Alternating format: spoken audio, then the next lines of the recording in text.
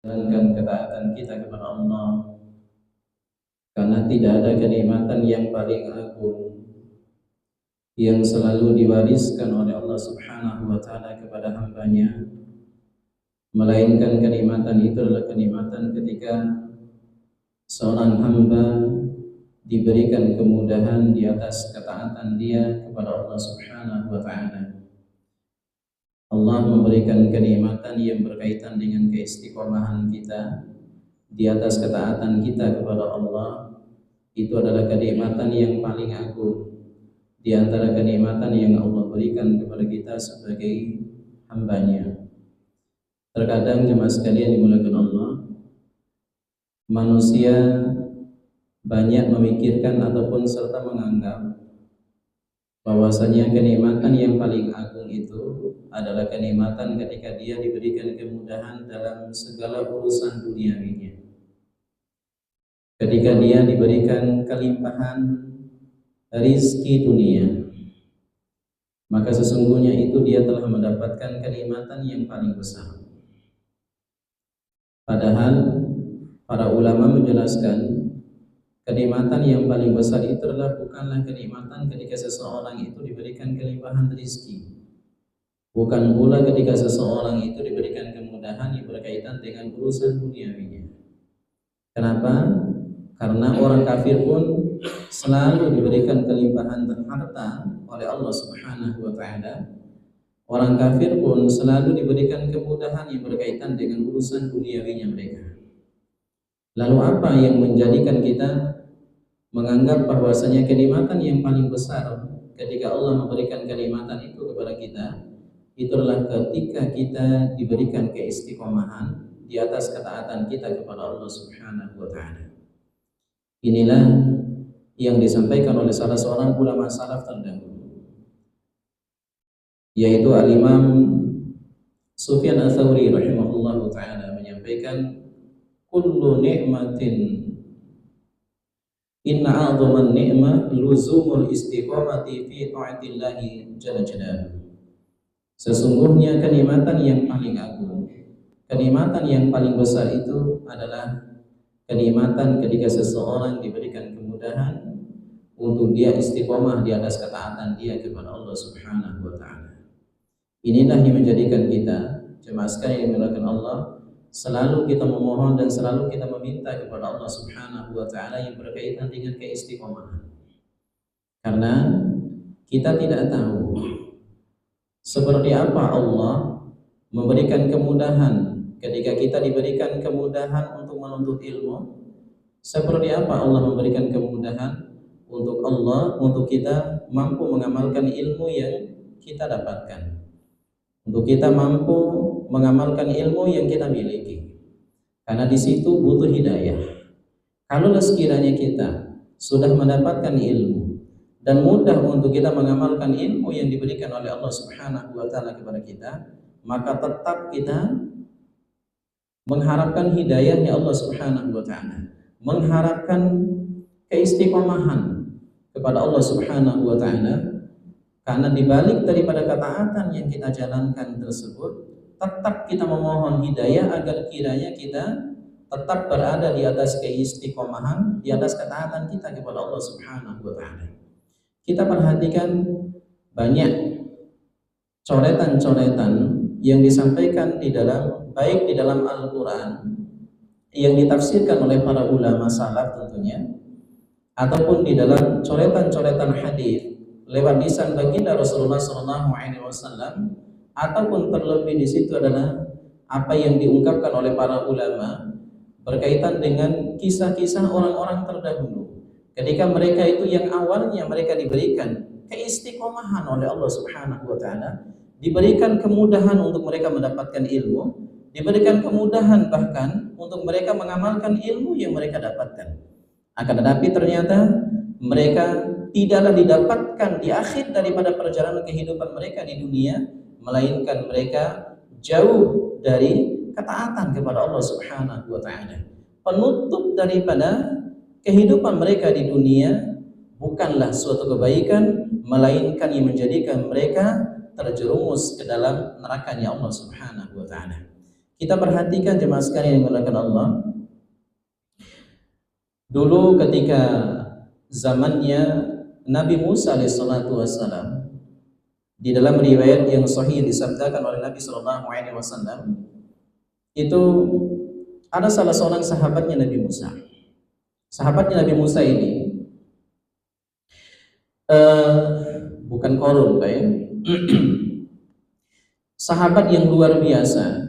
Saking dekatnya dia kepada Allah Subhanahu wa taala, dan begitupun Allah saking dekatnya dengan dia, sampai-sampai tidaklah dia mengangkat tangannya kepada Allah Subhanahu wa taala untuk berdoa, melainkan pasti Allah akan kabulkan doanya. Siapa itu? Yaitu Bal'am bin Ba'urah. Bal'am bin Ba'urah, jemaah sekalian dimuliakan Allah, itu dekatnya dia kepada Allah Subhanahu wa taala. Risalah yang ketika disampaikan oleh Allah Subhanahu wa taala kepada Nabi Musa alaihissalatu wassalam, maka tidaklah sahabatnya Nabi Musa yang kali pertama mengimani risalah tersebut, melainkan Bal'am bin Ba'urah. Tapi akhir daripada perjalanan kehidupan dia ketika di dunia, Allah cabut semua hidayah yang pernah Allah berikan kepada dia, kemudian menjadikan dia meninggal di atas kekafiran kepada Allah Subhanahu wa taala. Maka jangan sampai kita merasa bangga dengan ibadah yang kita lakukan hari ini. Jangan kita merasa benar-benar puas dengan ketaatan yang kita jalankan selama ini, cuma sekali dimuliakan Allah.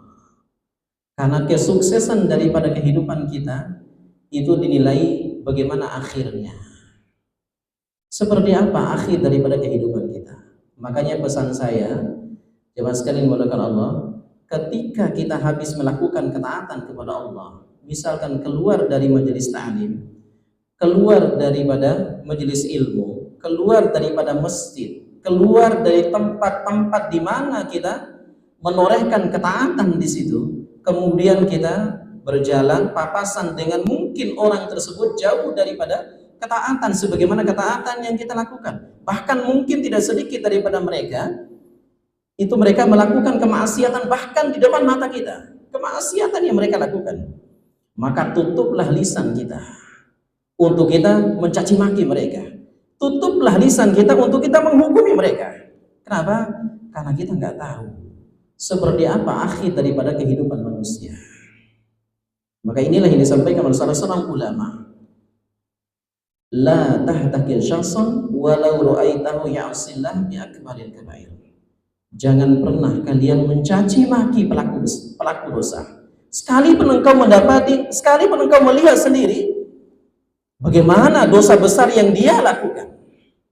Jelas dosa besar yang dia lakukan di depan mata kita, di depan mata kepala kita sendiri. Bukan kila wa qala, bukan katanya, tapi kita lihat sendiri bahwa dia melakukan kemaksiatan kepada Allah Subhanahu wa taala. Dan kemaksiatan yang dia lakukan itu adalah sampai pada dosa besar. Tetap tutup lisan kita, tetap tahan lisannya kita untuk menghukumi dia, untuk mencaci maki dia. Kenapa? Karena para ulama menjelaskan, fa innaka la tadri man sayakuna yaumal qiyamah aqrabu ila Allah. Karena kamu tidak tahu siapa yang datang pada hari kiamat nanti yang paling dekat dengan Allah. Antara dua, kamu atau dia. Cuma sekali dimuliakan Allah. Tidak juga kita lihat bagaimana disabdakan oleh Nabi Shallallahu Alaihi Wasallam, sebagaimana diungkapkan oleh Al-Imam An-Nawawi rahimahullah taala di dalam kitabnya Riyadhus Shalihin di bab yang kedua, yaitu di bab Taubah.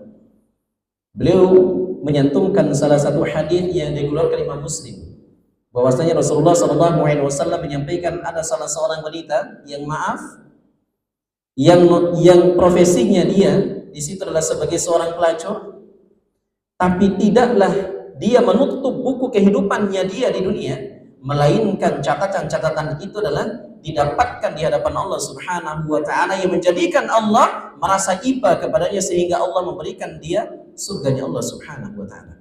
Padahal jidatnya, padahal wajahnya tidak pernah dia melakukan sujud di atas sajadahnya, melainkan kemaksiatan yang selalu dia tebarkan di muka bumi ini. Tapi akhir daripada perjalanan kehidupan dia, justru dia mendapatkan magfirahnya Allah Subhanahu wa taala, dia mendapatkan ampunan dari Allah dari seluruh dosa-dosa yang pernah dia kerjakan, sehingga Allah wafatkan dia di atas husnul khotimah. Allah berikan dia surga.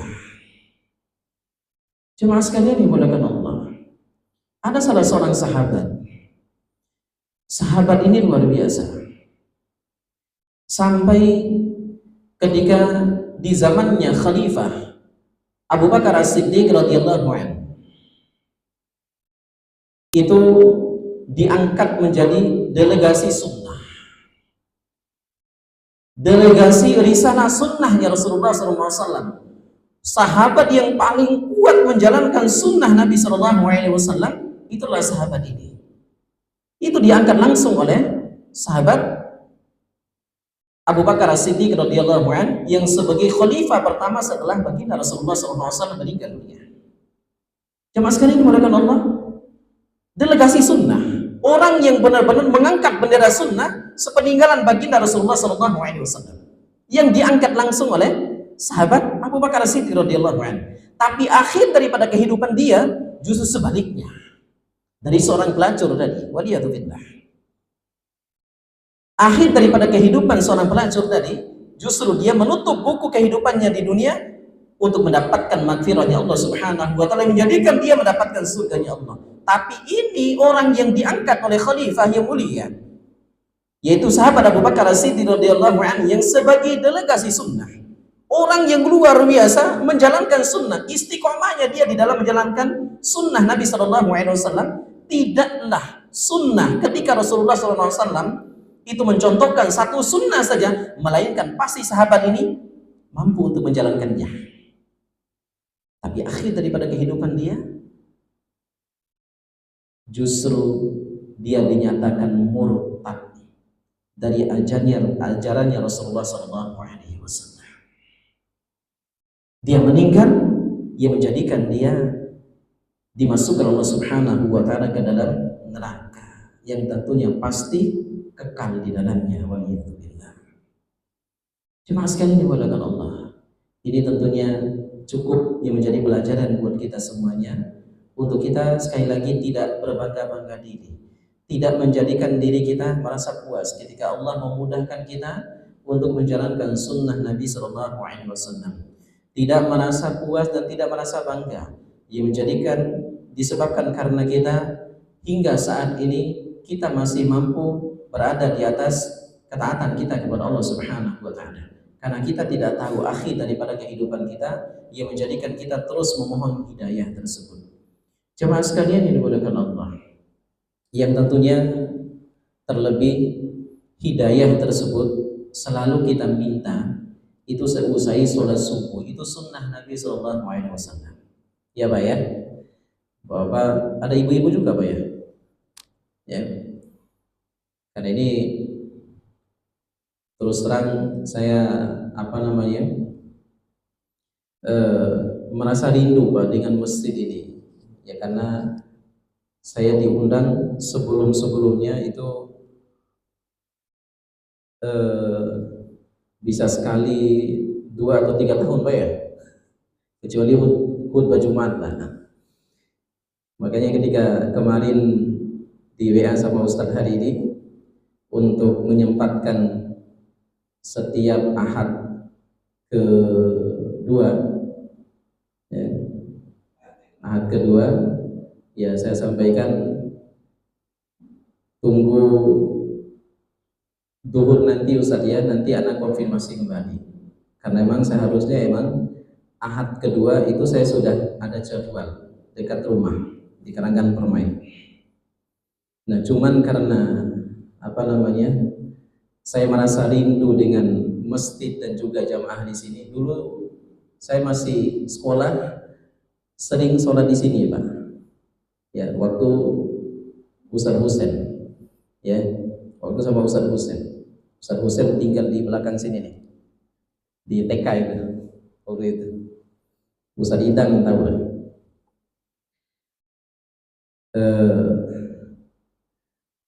Terus saya sampaikan sama DKM yang dekat rumah, bisa nggak kira-kira saya dipindahkan ke jadwal hari hari Sabtu, ya. Ya alhamdulillah ya bisa, yaitu Sabtu terakhir, Sabtu keempat. Jemaah sekalian dimuliakan Allah, yang semalam juga saya habis jemput Ustaz Hussein dan ibunda kami yang baru landing habis umroh, jam 2 baru nyampe rumah. Saya berangkat jam 10 ke bandara, jam 2 nyampe rumah, saya tidur sebentar, bangun jam 3. Ya alhamdulillah masih diberikan kemudahan oleh Allah Subhanahu wa taala. Ya mas sekalian, kembalikan kepada tadi kaitan dengan keistiqomah dirudati ataupun terlebih itu adalah hidayah. Maka apa yang disampaikan oleh Al-Imam Hasan Al-Basri rahimahullahu taala, selalu kita minta hidayah kepada Allah Subhanahu wa taala. Kalau kita melihat bagaimana baginda Rasulullah sallallahu alaihi wasallam itu meminta hidayah, terlebih beliau memperbanyak meminta hidayah kepada Allah Subhanahu wa taala, itu adalah selesai sholat subuh. Kenapa? Karena jelas mengingat daripada sabda yang disampaikan oleh Nabi sallallahu alaihi wasallam dalam hadis riwayat Imam Muslim dan juga ulama-ulama hadis yang lainnya dari sahabat Abu Hurairah radhiyallahu anhu, bahwasanya Rasulullah itu selalu berdoa kepada Allah Subhanahu wa taala di waktu subuhnya, Allahumma barik li ummati fi bukuriha. Ya Allah, berkahilah umatku di pagi harinya. Maka jemaah sekalian, kita sibukkan ketaatan kita kepada Allah Subhanahu wa taala di pagi hari. Kita awali hari kita dengan ketaatan kita kepada Allah Subhanahu wa taala, itu adalah responsifnya kita mengharapkan hidayah itu untuk selalu Allah berikan kepada kita. Ya. Karena Al-Imam Ibnu Qayyim Al-Jauziyah rahimahullahu taala menyampaikan, kenapa udara pagi itu, Pak? Udara pagi itu sangat jauh berbeda dengan udara di waktu-waktu yang lain. Udara pagi kenapa lebih segar dibandingkan dengan udara di waktu siang, di waktu sore, lebih-lebih di waktu malam? Kata Imam Ibnu Qayyim Al-Jauziyah menyampaikan bahwasanya karena udara di waktu pagi kenapa segar, itu disebabkan karena belum tercampur dengan nafasnya orang-orang munafik. Ya Pak? Belum tercampur dengan nafasnya orang-orang munafik. Kenapa? Karena orang munafik itu mustahil bisa bangun di pagi harinya. Orang munafik itu mustahil, sangat susah jemaah sekalian dimuliakan Allah, itu untuk bangun di dalam menjalankan ketaatan di pagi harinya. Makanya ini bagian daripada rasa syukur kita kepada Allah Subhanahu wa taala juga ketika Allah memudahkan kita untuk bangun menjalankan ketaatan di waktu pagi. Makanya ada doa yang disunahkan Nabi sallallahu alaihi wasallam ketika kita bangun dari tidurnya kita, jangan lupa ini sebagai bentuk rasa syukurnya kita agar Allah menambahkan kemudahan untuk kita menjalankan ketaatan yang selanjutnya. Apa itu? Alhamdulillahilladzi ahyana ba'dama amatana wa ilaihin nusyur. Kita bersyukur kepada Allah Subhanahu wa taala. Kita memuji Allah Jalla Jalaluhu karena Allah yang telah membangunkan kembali kita. Ya, setelah kita diwafatkan sejenak, setelah kita dimatikan sejenak. Karena hakikat daripada tidur itu Pak, memang dimatikan oleh Allah. Ya, makanya ada kalimat ahyana ba'dama amatana. Kita bersyukur kepada Allah karena Allah telah menghidupkan kembali kita setelah Allah wafatkan kita sejenak. Nah, jemaah sekalian dimuliakan Allah, ini yang perlu untuk kita tingkatkan, untuk kita memohon kepada Allah Subhanahu wa taala keistiqomahan tersebut. Terlebih itu adalah pesan saya kepada bapak-bapak ataupun kita yang mungkin di antara kita, di antara bapak-bapak, di antara ibu-ibu yang umurnya sudah mencapai 40 tahun, 50 tahun, terlebih umurnya 60 tahun ke atas, itu hendaknya benar-benar cerdas untuk memilih amalan-amalan yang menjadikan kita mendapatkan ampunan penuh dari Allah Subhanahu wa ta'ala, sehingga kita diberikan keistiqomahan di atas ketaatan kita tersebut. Allah sampaikan di dalam Al-Quran surah Fussilat ini sebagai pembuka daripada tazkiyatun nufusnya kita jemaah sekalian mulakan Allah. Nanti insya Allah akan saya sampaikan buku pegangan kita nanti menjadi panduannya kita, yang sebenarnya kitabnya sangat tebal, cuman saya mengingat ada satu buku yang sudah diterjemahkan. Buku itu adalah intisari dari 3 bukunya para ulama yang sudah diringkas oleh tim para asatidzah yang ada di Indonesia. Ada buku yang warna hijau, Pak. Nanti mungkin bisa dimiliki, ya. Itu namanya Tazkiyatun Nafs atau Tazkiyatun Nufus. Intisari dari catatan 3 ulama. Yang pertama Al-Imam Al-Ghazali rahimahullahu ta'ala di dalam kitabnya Ihya Ulumuddin, ya, diringkas di situ. Kemudian yang kedua yang ditulis oleh Al-Imam Ibnu Rajab Al-Hambali rahimahullahu ta'ala di dalam kitabnya Jami'ul Ulum wal Hikam. Kemudian yang ketiga yang ditulis oleh Al-Imam Ibnu Qayyim Al-Jauziyah rahimahullahu ta'ala di dalam kitabnya Madarikus Salikin, ya.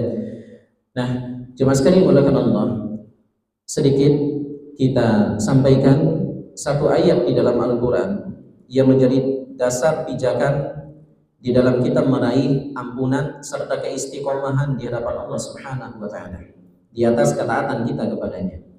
Allah Subhanahu wa ta'ala ingatkan kita di dalam Quran surah Fussilat ayat 30. Allah Jalla Jalaluhu berfirman, A'udzu billahis samii'il 'aliim minasy syaithaanir rajiim. Bismillahirrahmanirrahim. Innal ladzina qalu rabbuna Allahu thumma istaqamu tatanazzalu 'alaihimul malaa'ikatu alla takhafu wa la tahzanu wa abshiru bil jannati allati kuntum tu'adun. Allah ingatkan kita sekaligus sebagai bentuk tawaran dari Allah, tawaran yang sangat mulia, terlebih mohon maaf kepada bapak-bapak ataupun diantara kita yang memiliki umur yang sudah mencapai 50-60 tahun ke atas. Allah Jalla Jalaluhu sampaikan, innal ladzina qalu, sesungguhnya orang-orang yang berkata Rabbuna Allah, Tuhanku adalah Allah. Kemudian dia beramal soleh, dia menjalankan ketaatan sebagai aplikatif dari ucapan dia, pengakuan dia, yang dia merasa bahwa dia adalah hambanya Allah. Tsumma istaqamu, kemudian dia istiqomah di atas amalannya tersebut. Apa yang Allah hadirkan sebagai bentuk balasan dari Allah belum di akhirat, baru di dunia dulu. Balasan dari orang-orang yang menjalankan keistiqomahan, yang sekali lagi lebih khususnya lagi kepada mereka yang memiliki umur 50, 60, bahkan 70 tahun ke atas. Karena kata Rasulullah SAW, Inna a'mara bil ummati baina sittina wa sab'ina sanah. Karena sesungguhnya kisaran umurnya umatku di antara 60 sampai 70 tahun. Wa aqall aktsaru min. Dan sangat sedikit sekali yang mampu melewati itu. Angka 70 tahun. Coba sekalian, apa balasan dari Allah Subhanahu wa taala? Yang pasti Allah akan bayar kontan di dunia dulu. Allah bayar cash di dunia dulu. Tanpa Allah kurangi untuk Allah membalasnya ketika di akhirat nanti. Bagi siapa? Bagi orang-orang yang istiqomah di atas ketaatan dia kepada Allah Subhanahu wa taala ketika di dunia. Apa itu? Kata Allah, tatanazzalu 'alaihimul malaikah. Allah akan turunkan kepadanya para malaikat. Dan para ulama menafsirkan yang dimaksud daripada Allah menurunkan para malaikat di sini itu kapan? Inda sakarat, yaitu ketika sakaratul maut. Ya Pak, Ibu sekalian, kapan Allah menurunkan para malaikat yang sebagai balasan kepada orang-orang yang istiqomah di atas ketaatan dia ketika di dunia, yaitu ketika dia mengalami sakaratul maut. Jemaah sekalian, kita sangat butuh pertolongan Allah. Terlebih yang menjadikan kita, yang menentukan kita apakah akhir daripada kehidupan kita tersebut kita berhak untuk mendapatkan surga, atau justru Allah wafatkan kita untuk kita mendapatkan nerakanya Allah Subhanahu wa taala. Waliyadzubillah. Kita butuh pertolongan Allah untuk kita mudah mengucapkan kalimat la ilaha illallah. Karena tidak ada kalimat yang sebagai kunci untuk kita mampu membuka pintu surganya Allah Subhanahu wa taala, yang dijadikan Allah sebagai kunci satu-satunya di situ, melainkan kalimat tauhid la ilaha illallah. Nabi sallallahu alaihi wasallam menyampaikan, man akhiru kalami la ilaha illallah dakhala al-jannah. Barang siapa yang akhir daripada kehidupannya dia mengucapkan kalimat la ilaha illallah, pastikan dia mendapatkan surganya Allah Subhanahu wa taala. Coba sekalian, jangan menghalangi kita disebabkan karena kemaksiatan mungkin yang menjadikan kita terhalang untuk mengucapkan kalimat la ilaha illallah ketika di akhir daripada kehidupan kita nanti, ketika sakaratul maut. Jangan. Justru kita mudahkan diri kita untuk melakukan ketaatan kepada Allah Subhanahu wa taala, sehingga Allah menurunkan pertolongan dengan cara apa? Tatanazzalu 'alaihimul malaikah. Allah turunkan para malaikat ketika sakaratul maut itu. Apa yang disampaikan oleh para malaikat? Yang disebutkan oleh Allah Subhanahu wa taala di dalam ayat tadi, alla takhafu. Jangan kamu merasa takut. Wala tahzanu. Dan jangan pula kamu merasa sedih. Jemaah sekalian dimulakan Allah. Al-Imam Ibnu Katsir rahimahullahu taala ketika menafsirkan ayat ini, beliau menjelaskan kenapa Allah menyampaikan anna takhafu wa la tahzanu lewat lisan para malaikatnya yang diperuntukkan kepada orang-orang yang akan mengalami kematian tersebut disebabkan karena dia melakukan ketaatan kepada Allah, istiqomah di atas ketaatan semasa hidupnya. Itu disebabkan karena tidaklah seseorang itu diwafatkan oleh Allah Subhanahu wa taala di muka bumi ini, pasti semua manusia akan mengalami hal ini. Hal apa itu? Dua perasaan sekaligus. Perasaan takut dan perasaan kekhawatiran. Perasaan sedih. Perasaan khawatir, perasaan sedih. Itu pastilah. Ya Pak, ketika sakaratul maut nanti, sekali lagi saya sampaikan, ketika sakaratul maut nanti, pasti semua manusia akan mengalami dua hal ini. Siapapun dia, ya, siapapun dia. Imma Rasulullah SAW, Rasulullah SAW pun mengalami dua hal ini. Rasa takut dan rasa sedih. Lalu bagaimana dengan kita? Rasulullah saja itu tetap menanamkan rasa takut. Di mana posisi saya nanti di hadapan Allah? Padahal sudah jelas Rasulullah SAW tidaklah seorang manusia itu mendapatkan surganya Allah Subhanahu wa taala dari zaman Nabi Adam sampai hari kiamat nanti, melainkan pasti Rasulullah itu adalah sebagai pembuka pertama pintu surganya Allah Subhanahu wa taala. Akan tapi Rasulullah tetap merasa dirinya takut ketika mengalami saqatul maut. Merasa dirinya sedih ketika mengalami saqatul maut. Sekali lagi, lalu bagaimana dengan kita? Yang kita masih simpang siur kedudukan kita di hadapan Allah Subhanahu wa taala. Apakah nama kita sudah tercatat di depan pintu surganya Allah Subhanahu wa taala, atau justru sebaliknya, waliyadzubillah, di depan pintu nerakanya Allah Jalla Jalaluhu. Jemaah sekalian dimuliakan Allah. Apa yang menjadikan kita merasa takut ketika mengalami saqatul maut nanti? Itu disebabkan karena kita tentunya takut di mana posisi kita nanti di akhirat. Di mana posisi kita nanti di alam barzah, di alam kuburnya kita. Makanya ada jemaah sekalian dimuliakan Allah, ketika saqatul maut ada kalimat wa abasyiru bil jannati allati kuntum tu'adun. Kamu jangan takut. Kenapa? Karena Allah telah membentangkan kenikmatan di alam kuburnya, kamu, yang mana kenikmatan itu adalah kenikmatan yang Allah ambil dari surganya Allah Subhanahu wa taala. Makanya dalam suatu riwayat sebagaimana disampaikan oleh Imam Al-Qurtubi di dalam kitabnya At-Tadhkirah, Al-Imam Ibnu Qayyim Al-Jauziyah di dalam kitabnya Hadil Arwah ila Biladil Afrah menyampaikan satu landasan dari hadis Nabi sallallahu alaihi wasallam bahwasanya ketika saqatul maut itu, Pak, Allah akan membentangkan amalan-amalan kebiasaan kita. Ya, Pak? Amalan-amalan kebiasaan kita. Apakah amalan itu buruk atau amalan itu adalah baik? Makanya ada satu kisah yang disampaikan dalam hadis dari sahabat Abu Hurairah radhiyallahu anhu yang mengisahkan ini. Ya, ini sekaligus sebagai motivasi buat kita, Pak. Ya, ini bagi seorang sahabat yang menjalankan satu amalan yang luar biasa, istiqomah dia di atas amalan ini.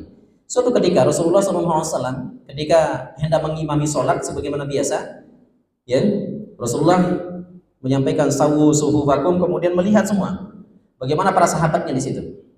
Ya, melihat, kemudian Rasulullah tidak mendapati salah seorang sahabatnya yang biasa di pojok kanan masjid, soft depan. Ya, ketika itu Rasulullah tidak mendapatinya, pojok kanan masjid. Seusai sholat, Rasulullah mengumpulkan para sahabatnya dan bertanya kepada para sahabat, kira-kira siapa di antara kalian yang menjumpai yang mendengarkan kabar terkait masalah sahabatku yang biasa tidaklah dia sholat melainkan pasti di pojok kanan saf pertama. Para sahabat tidak mengetahuinya. Bagaimana kabar sahabat tersebut? Sehingga hari itu tidak didapatkan di masjid itu. Sehingga Rasulullah SAW mengutus beberapa orang dari sahabatnya untuk mencari kabar. Ini hadisnya riwayat Imam At-Tirmidzi dalam kitabnya Jami'ut Tirmidzi. Hadisnya hadis sahih. Cuma sekalian, ketika ditelusuri dan didapatkan rumahnya oleh para sahabat itu, dan tidak didapatkan di dalam rumahnya itu melainkan hanya istrinya saja. Ditanya oleh para sahabat tuh, Bu, suami ibu mana? Ya, kok nggak kelihatan di masjid, tumben? Apa kata istrinya? Suamiku telah meninggal dunia. Masya Allah, suamiku telah meninggal dunia. Kemudian berita ini disampaikan kepada baginda Rasulullah SAW. Kemudian Rasulullah pun menyusul untuk takziah, untuk mendatangi rumah sahabatnya tersebut. Kemudian Rasulullah diam sejenak. Yang ternyata di situ Rasulullah mendapatkan wahyu dari Allah Subhanahu wa taala lewat malaikat Jibrilnya. Untuk Rasulullah bertanya kepada ibu, istri dari sahabatnya tersebut. Bu, kata Rasulullah, Bu, ada nggak keanehan yang ibu dapatkan, yang dilakukan oleh suami ibu ketika saqatul mautnya? Ibu itu langsung kaget, seakan-akan Rasulullah itu mengetahui sesuatu. Ya, karena emang ada suatu keanehan yang didapatkan oleh istri dari sahabat tersebut. Kemudian istri sahabat itu menyampaikan, ada ya Rasulullah. Ya, apa kata Rasulullah? Apa itu? Rasulullah memang sudah tahu, tapi Rasulullah bertanya kepada ibu itu, kemudian agar ibu itu menceritakan sesuatu yang sebagai bahan pelajaran bagi sahabatnya nanti. Ya, yang sebagai bahan pelajaran, yang tentunya ini juga sebagai pelajaran buat kita semua jemaah sekalian yang dimuliakan Allah. Pelajaran yang sangat penting, masya Allah. Amalan yang cukup luar biasa. Apa itu? Kata istrinya ini, karena ketika ditanya oleh Rasulullah, apa keanehannya itu? Dia menyampaikan setidaknya 2 kalimat, 2 pertanyaan. Yang hingga saat ini, aku tidak mengetahui apa maksud daripada 2 kalimat yang disampaikan oleh suamiku itu ya Rasulullah. Apa 2 kalimat itu? 2 kalimat itu yang pertama itu adalah fama ajmala min. Kenapa bukan yang lebih indah lagi? Kenapa bukan yang terindah? Aku tidak mengerti apa yang dimaksud daripada hal itu ya Rasulullah. Terus apa yang kalimat yang kedua Ibu Rasulullah? Adapun kalimat yang kedua itu adalah fama ab'ada min. Kenapa enggak jauh lagi? Kenapa bukan yang jauh? Apa yang dimaksud daripada 2 kalimat itu ya Rasulullah? Rasulullah tersenyum, kemudian Rasulullah melirik kepada para sahabatnya sebagai bentuk pengajaran kepada sahabatnya. Bu, 2 kalimat itu maksudnya yang pertama, kenapa enggak jauh lagi? Kenapa enggak jauh lagi? Itu adalah ketika sakaratul mautnya itu dibentangkan amalan-amalannya tadi, dan terlebih itu adalah amalan-amalan yang dipilih oleh Allah Subhanahu wa taala dari amalan yang dia istiqomahkan ketika di dunia. Dibentangkan itu, kemudian dia mengucapkan karena Allah membentangkan pahalanya dari amalan yang pernah dia lakukan ketika di dunia. Maaf, bukan yang pernah, tapi yang biasa dia istiqomahkan ketika di dunia. Sehingga dia mengeluarkan kalimat fama ab'ada min. Kenapa enggak jauh lagi? Amalan apa itu? Amalan yang dia istiqomah untuk menjalankan sholat 5 waktu di masjid. Kenapa enggak jauh lagi? Apa maksudnya? Jarak dari rumahnya ke masjid. Kenapa enggak jauh lagi? Sehingga setiap langkah kakinya itu bernilai setidaknya itu adalah 3. Yang pertama diampuni dosanya, yang kedua itu adalah mendapatkan rahmat dari Allah, kemudian yang ketiga itu adalah diangkat derajatnya oleh Allah Subhanahu wa taala. Pahalanya langsung dibentangkan di depan matanya ketika sakaratul mautnya, Masya Allah. Makanya Pak, Bu, terkadang kita mendapati ada orang yang sampai meneteskan air mata ketika mengalami sakaratul maut. Makanya dari situ tidak bisa kita menafsirkan bahwasanya oh dia disebabkan karena sedihnya gini-gini. Terkadang juga itu adalah sedih yang positif. Sedih yang saking terharunya disebabkan karena Allah memperlihatkan bagaimana amal solehnya ketika dia di dunia, semasa hidupnya. Adapun yang kedua, fama ajmala min. Kenapa bukan yang terbaik? Karena ada ganjaran khusus bagi mereka yang memilih bagaimana cara berpakaiannya, bagaimana cara penampilannya ketika dia menghubungkan dirinya di hadapan Allah ketika sholatnya. Pilihlah pakaian yang terbaik. Pilihlah pakaian yang yang bagus lah. Ya, bukan berarti mengharuskan untuk selalu baru, tidak. Ya, karena itu ada ganjaran khusus cuma sekali dimuliakan Allah. Itulah yang didapatkan langsung oleh sahabat yang mulia tadi. Nah, jemaah sekalian, kembali kepada ayat surah Fussilat tadi. Ya, di ayat yang ke-30 tadi. Nah, itu sebagai bentuk daripada ganjaran terhadap orang-orang yang istiqomah di atas kehidupan dia. Ya. Nah, Allah takhafu, kamu jangan takut. Wala tahzanu. Nah, apa kalimat wala tahzanu? Apa maksudnya wala tahzanu? Para malaikat membisikkan tuh. Udah, kamu gak usah sedih. Kenapa? Karena sesungguhnya orang yang melewati sakaratul maut pasti dia merasakan kesedihan. Ya, pasti dia merasakan kesedihan tuh. Akhirnya para malaikat itu ditugaskan oleh Allah untuk memberikan kalimat dia, udah kamu jangan sedih. Sedih kenapa? Sedih disebabkan karena dia memikirkan bagaimana anggota keluarganya nanti, apakah dia mampu nggak mengikuti keimanan dia? Bagaimana anak-anak yang saya tinggalkan? Bagaimana istri yang saya tinggalkan nanti ya Allah? Dia sedih sama sekali oleh Allah. Karena dia benar-benar paham betul. Ketika itu langsung dibentangkan keluarga itu ada 4 tipe keluarga dibentangkan ketika sakaratul maut itu, sebagaimana diungkapkan oleh Imam Al-Qurtubi di dalam kitabnya tadi, yaitu kitab At-Tadhkirah. Jemaah sekalian, ini mungkin perlu untuk kita perhatikan. Ketika sekali lagi, ketika sakaratul maut nanti itu dibentangkan setidaknya itu adalah 4 tipe keluarga.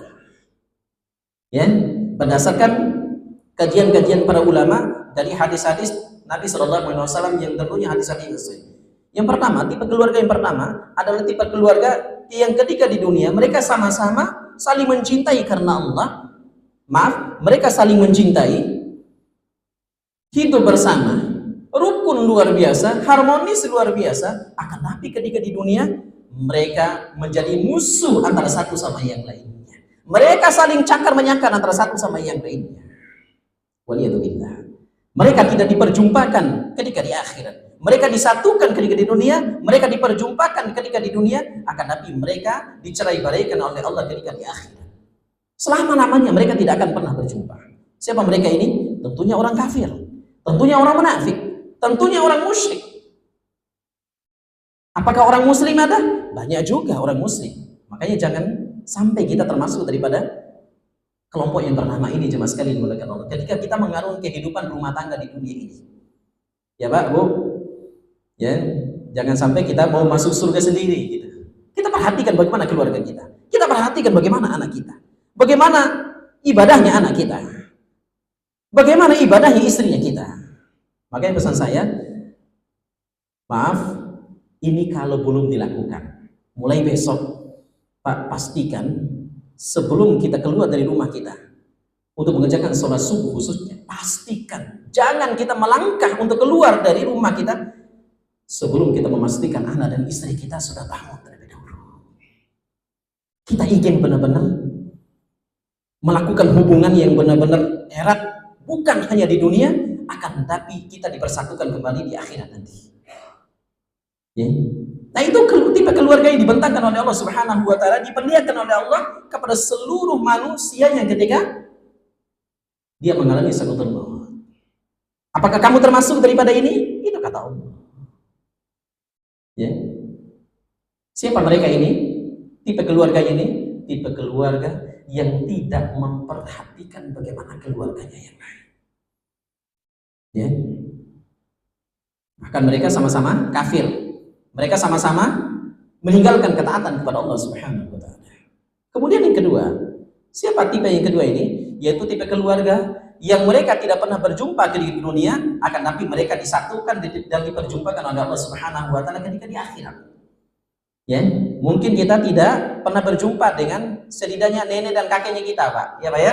Mungkin kita tidak berjumpa dengan mereka. Tapi kalau sekiranya yakinlah ketika mereka itu dulu, ketika mereka itu wafatkan oleh Allah di atas keimanan kepada Allah Subhanahu wa taala, di atas jalannya Rasulullah sallallahu alaihi wasallam, mereka meninggal di atas keimanan kepada Allah, dan hari ini pun kita mengikuti keimanan mereka, bahkan mungkin lebih daripada keimanan mereka, maka insya Allah kita akan dipersatukan dengan mereka di dalam surganya Allah.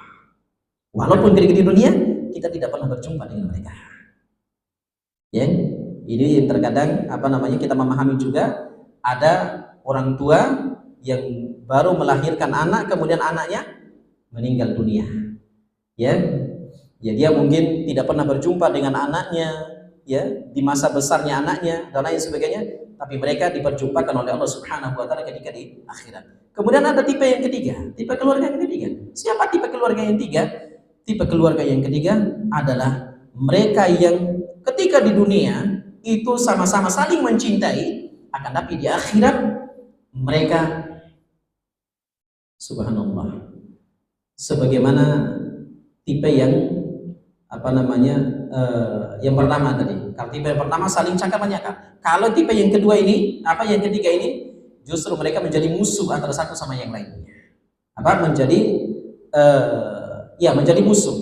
Contohnya gini, hadis riwayat Imam Tirmidzi. Ada salah seorang ada orang tua, satu golongan orang tua di situ. Kumpulan orang tua situ, jemaah sekalian Allah, disebabkan karena ketaatan dia ketika di dunia. Istiqomahnya luar biasa di atas ketaatannya, di atas ketaatannya tersebut. Tapi di satu sisi dia meninggalkan kewajibannya untuk mendidik anaknya, untuk mengarahkan anaknya ke dalam Islam, ke ajaran Islam. Dia tidak pernah mengingatkan anaknya untuk sholat. Dia tidak pernah mengingatkan istrinya untuk memakai hijab, memakai jilbab, menutup aurat.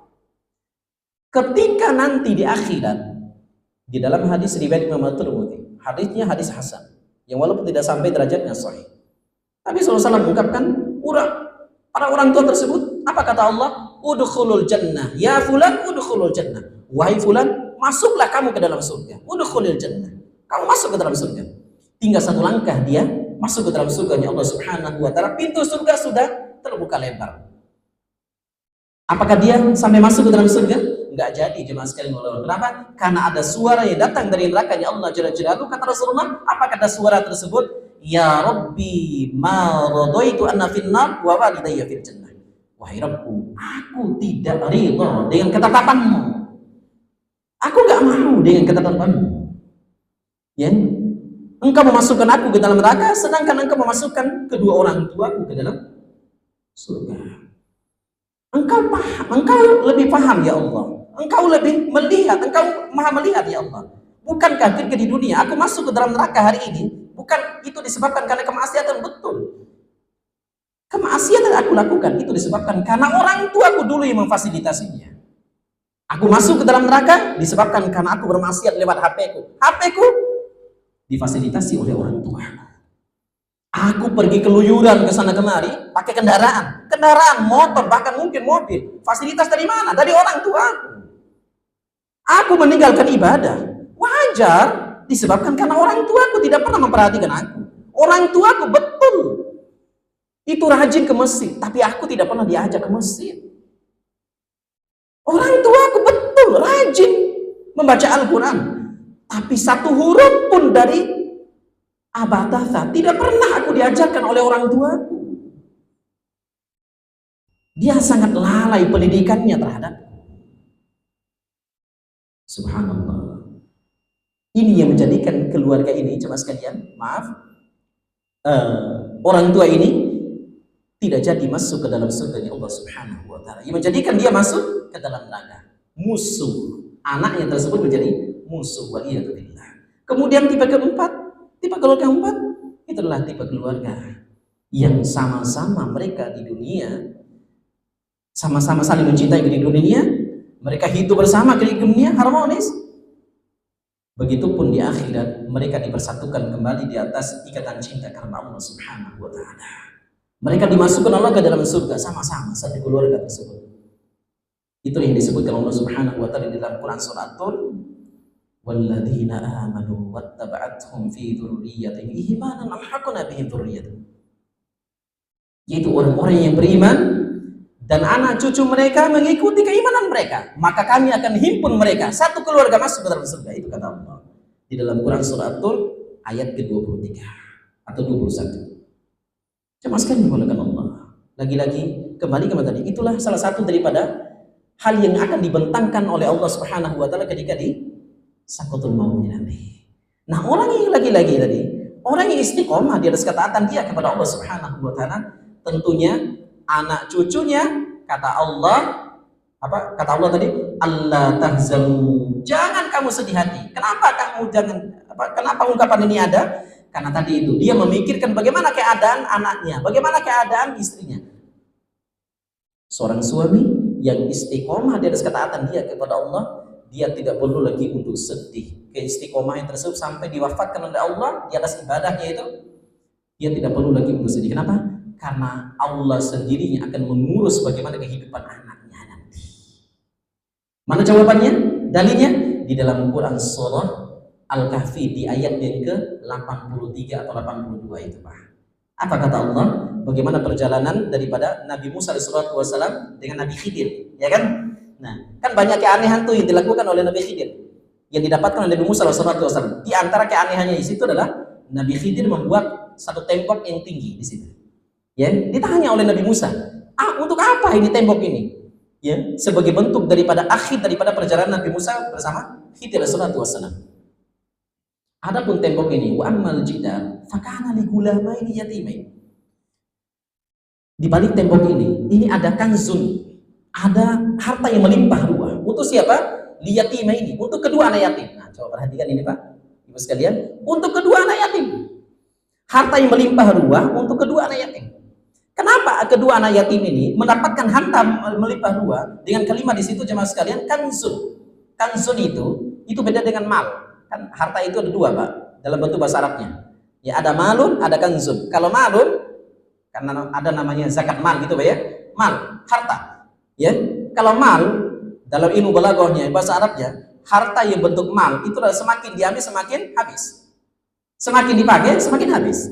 Semakin berkurang dan habis. Itu malun. Adapun kanzun mau diambil kapan saja, berapa saja, selalu ditambahkan oleh Allah Subhanahu wa taala. Itu harta yang tidak akan pernah habis. Itu kanzun. Masya Allah ini. Untuk siapa ini? Untuk kedua anak yatim. Pertanyaannya, kenapa kedua anak yatim ini diberikan harta yang melimpah dua oleh Allah Subhanahu wa taala? Allah langsung ungkapkan, fakana abuhuma solihah. Itu disebabkan karena bapaknya mereka, bapak yang soleh ketika di dunia. Bapaknya mereka adalah bapak yang istiqomah di atas ketaatan mereka kepada Allah Subhanahu wa taala. Urusan anaknya, Allah yang memberikan jaminan. Istrinya, Allah yang memberikan jaminan. Itu bagian daripada apa, Pak? Balasan langsung dari Allah disebabkan karena keistiqomahan yang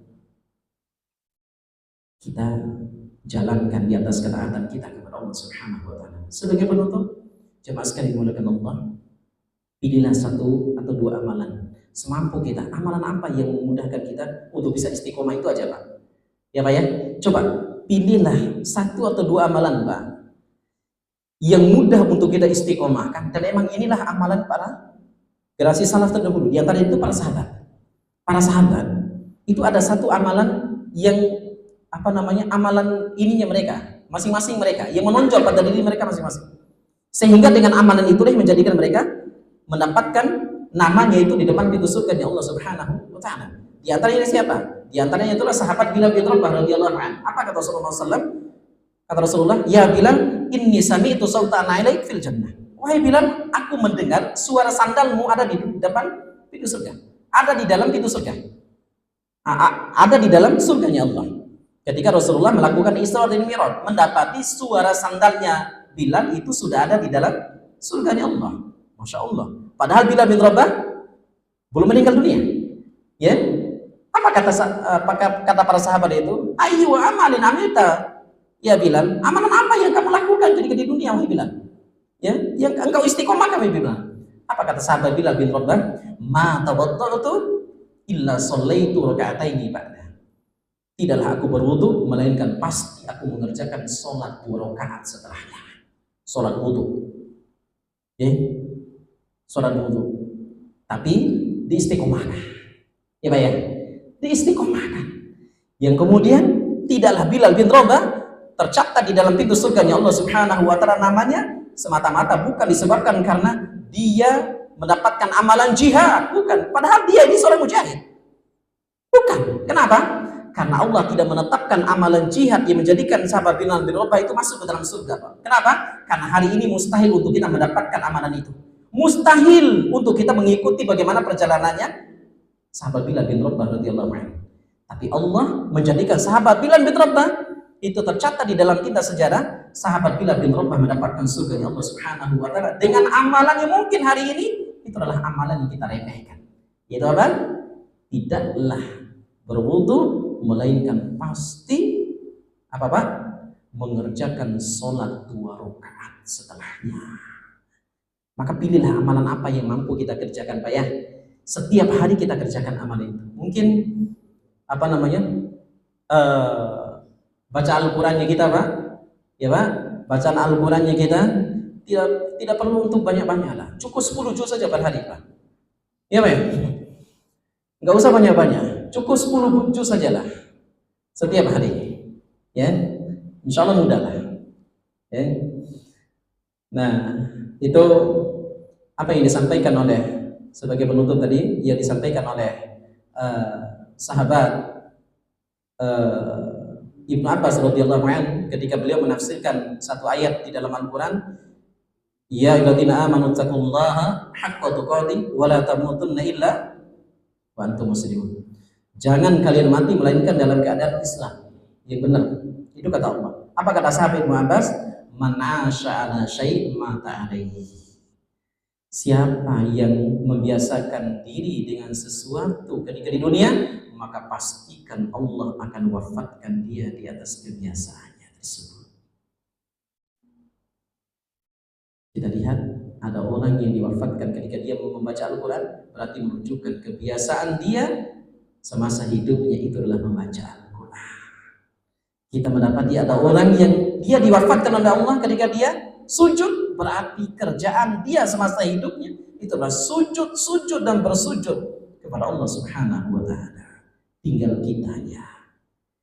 Kita mau diwafatkan oleh Allah di atas kebiasaan yang seperti apa? Wallahu a'lam wa a'lam bishawab.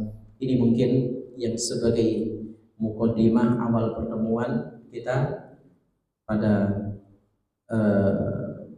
pagi hari ini. Terima sekalian yang dimuliakan Allah, yang insya Allah kita akan kedepannya kita akan mengkaji secara detail yang berkaitan dengan tazkiyatun nufus, bagaimana pandangan-pandangan para ulama untuk amalan-amalan yang menjadikan hati kita itu selalu dibersihkan oleh Allah Subhanahu wa taala. Wallahu a'lam wa a'lam bishawab. Mungkin ini saja yang bisa kami sampaikan. Sudah lewat berapa menit, Pak? Ya, 9 ya. Karena oh ya, silakan.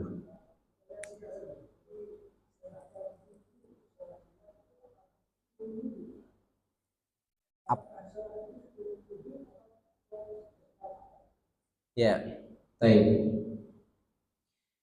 Salat yang dikerjakan oleh sahabat Bilal bin Rabah tadi, sebagaimana yang diungkapkan oleh Syekh Khalid Al-Hutsainan di dalam kitabnya Akthar min alfi sunnah fil yaumi wal laila, lebih daripada 1000 sunnah di dalam sehari dan semalam.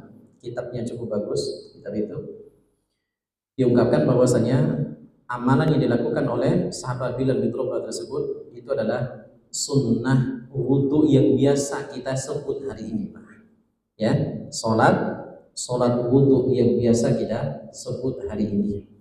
Ya, yang walaupun pendapat yang lain diantaranya itulah yang disampaikan oleh Imam Ahmad di dalam Musnadnya, itu menyampaikan bahwasanya yang dimaksud daripada salat itu adalah salat mutlak.